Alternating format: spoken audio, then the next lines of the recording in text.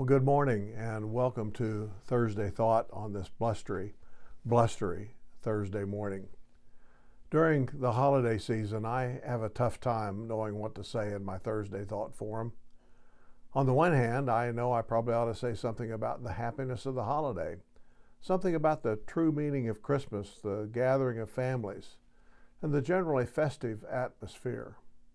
And you know, it is a great time of the year to renew friendships, to foster family relationships, and to demonstrate care and concern for others. We buy gifts for one another. Donations to nonprofit organizations increase, and many people are more in tune with the needs of others during this time.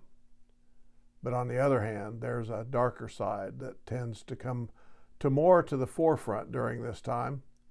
Homelessness is part of that darker side for the lower classes, as is hunger, poverty, lack of medical accessibility. And then in the more upper classes, there's the greed, the self-centeredness, and the lust for power. Those kind of seem to be the thing. If I talk of the happy things in my post, it seems like I'm ignoring the reality that all isn't joy and love in the world. And if I talk of the darker things, it seems like I'm ignoring the reality that there is indeed joy and love in the world. Yes, I know it's a conundrum that I've sort of created for myself. I could just choose, I suppose, to ignore one or the other of the realities that I mentioned and just concentrate on the other one. Many people do that, in fact. Many choose to be ignorant of the great basic needs of others and try to be in a happy place continuously, oblivious to the hurt and pain of the needy. They'll party on, continually grabbing at more power, prestige, and wealth with no thought of those in the margins. Others, however, will concentrate on the ills of society and the plight of the needy. They'll choose not to be part of the happiness that's available, fixating instead on the darker side of things with a sort of doom and gloom mentality, which says that all of society is going to go into the dumpster unless these issues are fixed. So let's do this. Instead of either one of those extremes, I'll concentrate on what I should be concentrating on most of all this time of the year. That is, of course, the incarnation and birth of Jesus, the Christ of God. Now, many call this whole Jesus, the Christ of God, or Son of God, if you prefer, thing fanciful and fake. Oh, they recognize that Jesus was a real person who lived in the Jewish part of the Roman Empire in the first century, that he was a great teacher and a rabbi, but as far as being God incarnate goes, well, that just goes too far. A virginal conception is just impossible. The life and crucifixion of Jesus was a matter of historical fact, but his resurrection? No way. However, many others have encountered the risen Christ in their lives.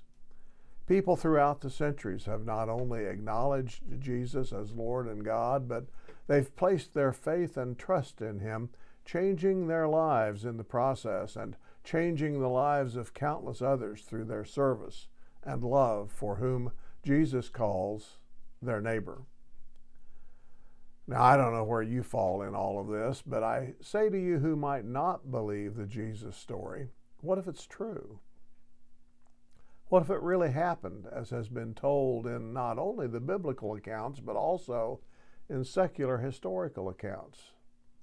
What if this Jesus really was and is God incarnate?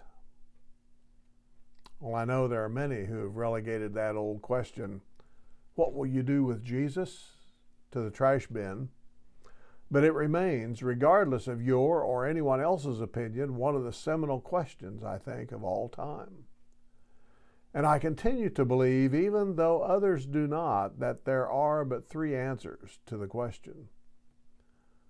That Jesus is a historical figure of the Jewish Roman Empire of the first century, well, that's beyond question.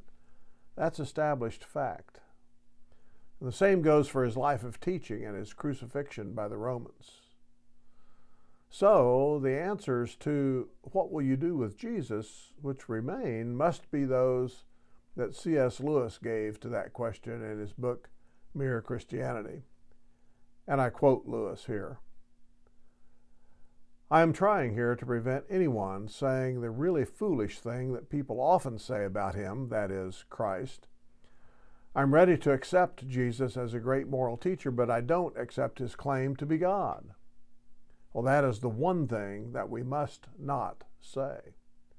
A man who was merely a man and said the sort of things Jesus said would not be a great moral teacher. He would either be a lunatic on the level with the man who says he's a poached egg, or he would be the devil of hell.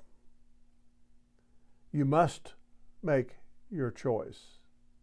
Either this man was and is the Son of God, or else a madman or something worse. You can shut him up for a fool, you can spit at him and kill him as a demon, or you can fall at his feet and call him Lord and God. But let us not come up with any patronizing nonsense about his being a great human teacher. He's not left that open to us. He did not intend to.